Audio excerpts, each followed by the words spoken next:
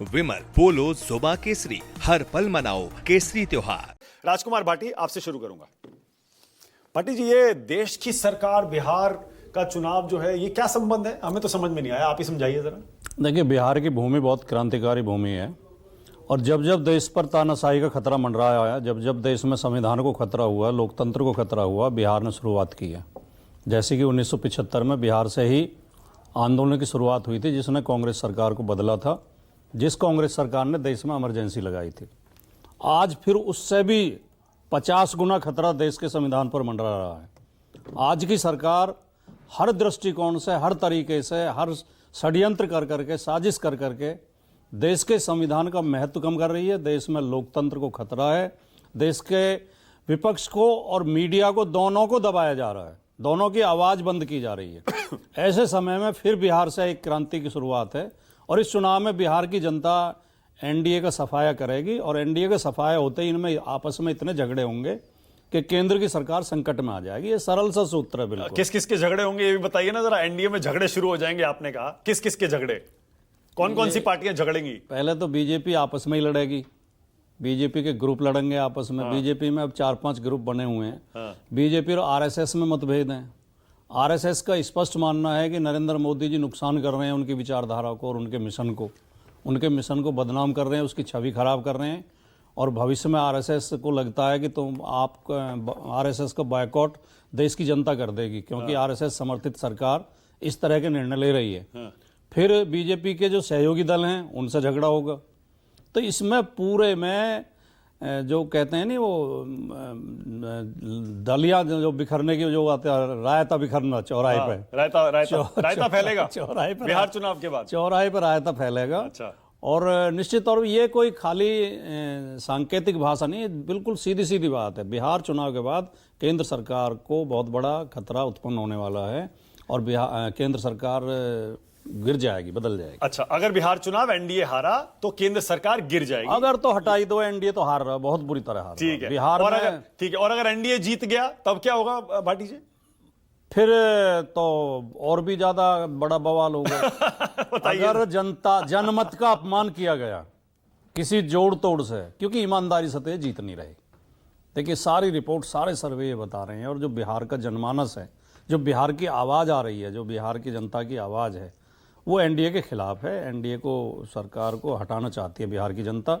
और अगर जनता के मत के खिलाफ कोई षड्यंत्र किया गया तो फिर वही 75 वाली स्थिति होगी। चित भी मेरी पट भी मेरी हो गया। मतलब हम जीते तो लोकतंत्र सही है, चुनाव ईमानदारी से हुआ, एनडीए जीत गया तो बेईमानी हो जाएगी। आप तो अभी से बहाने बना रहे हैं भाटी जी। ये तो अगर हार गए तो हम कह देंगे जी बेईमानी हुई है।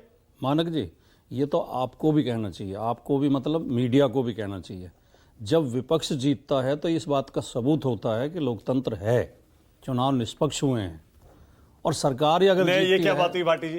विपक्ष जीतेगा तो लोकतंत्र की जीत है? कमाल है। नहीं, अरे इसलिए जनादेश की जीत लोकतंत्र की जीत होती है सर। किसी भी पार्टी को जनता चुने, मैं ये नहीं कह रहा, पार्टी को, मानक जी, वो जीत होती है। मैं ये नहीं कह रहा कि सरकार जीतती है तो लोकतंत्र की हार होती है, लोकतंत्र नहीं है। मैं कह रहा हूं अगर विपक्ष जीतता है, क्योंकि सारी व्यवस्था तो सरकार के हाथ में होती है, सारा प्रशासन, सारा सिस्टम, चुनाव तो सरकार की देखरेख में होते हैं। जो मालिक तो जनता ही है ना भाटी जी। तो मैं वही तो कह रहा हूं। तो अगर वो सरकार को दोबारा चुन लेती है तो आप अभी से क्यों कह रहे हैं कि बेईमानी हो जाएगी? आने तो दीजिए, 14 नवंबर तो आने दीजिए। मैं ये नहीं कह रहा हूं, मेरे शब्दों को फिर सुनिए आप। बिहार का जनमत एनडीए के खिलाफ है। जनता बदलाव चाहती है, सरकार को बदलना चाहती है। ये तो अगर किसी तिकड़म से या किसी बेईमानी से सरकार रिपीट हुई तो जनता विद्रोह में उतर आ जाए। अरे भाटी जी, वही तो कह रहा हूं, 14 नवंबर पहले आने दीजिए, उसके बाद नतीजा देखिए। अगर एनडीए के पक्ष में गया तो फिर आपको सबूत देने होंगे। अगर आप ये आरोप लगाते हैं कि बेईमानी हुई तो हम तो आप वो तो पहले लोग से ही लगाने लगे आरोप। हम वो लोग हैं जो जमीन की समझ रखते हैं और ईमानदारी बरतते हैं। 2014 में लखनऊ में एक कार्यक्रम था। अमित शाह ने प्रेस कॉन्फ्रेंस में ये कहा था कि हम लखनऊ में, उत्तर प्रदेश में 50 सीटें जीत रहे हैं, क्योंकि अमित शाह उत्तर प्रदेश के प्रभारी थे, आपको याद होगा। उस कार्यक्रम में माननीय नेताजी अमित शाह को मिल गए तो अमित शाह का हाथ पकड़ के उन्होंने कहा, कई पत्रकार वहां मौजूद थे, कि अरे तुम 50 कह रहे हो, तुम ज्यादा सीटें जीत रहे हो। और 73 जीती थी बीजेपी, 71 तो बीजेपी की आई थी, 2 उनके सहयोगियों की आई थी। ठीक है। तो हमारी पार्टी, हमारे नेता वो जमीन की समझ रखते हैं और ईमानदार। ऐसा ही आभास हमें इस बार बिहार में हो रहा है। कमाल कर रहे हैं। यही आभास हमें बिहार में हो रहा है। भाटी जी, बिहार में आपकी पार्टी नहीं है। तेजस्वी 200 से ऊपर जा रहा है इंडिया अरे गठबंधन। आपकी पार्टी यूपी की है, यूपी के बारे में आप कोई भविष्यवाणी हमारी करेंगे? पार्टी इंडिया गठबंधन है। नहीं भाटी जी, अगर आप यूपी के बारे में कोई भविष्यवाणी करेंगे उसको गंभीरता से लिया जाएगा, पर बिहार के बारे में अगर समाजवादी पार्टी कोई भविष्यवाणी करेगी उसको कौन सीरियसली लेगा? आप कह रहे हैं जमीन आप समझते हैं, पर यूपी समझते होंगे। बेशक हम उत्तर प्रदेश की पार्टी हैं, लेकिन हम पूरे देश की नब्ज पर हाथ रखते हैं, ऐसी बात नहीं है। हमें बिहार की भी समझ है। और बिहार यूपी का पड़ोसी राज्य है। और बिहार की और यूपी की कल्चर लगभग बहुत मिलती जुलती है, भाषा भी, वेशभूषा भी, संस्कृति भी।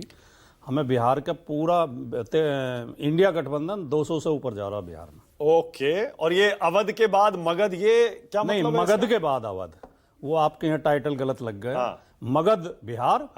नहीं, अवध के बाद मगध कह रहे हैं ना। नहीं, अखिलेश यादव कह रहे हैं अवध के बाद मगध में हराएंगे, वो ये कह रहे हैं। वो कह रहे हैं अवध में तो हरा दिया हमने। पहले चुनाव बिहार में चल रहा है, मगध में।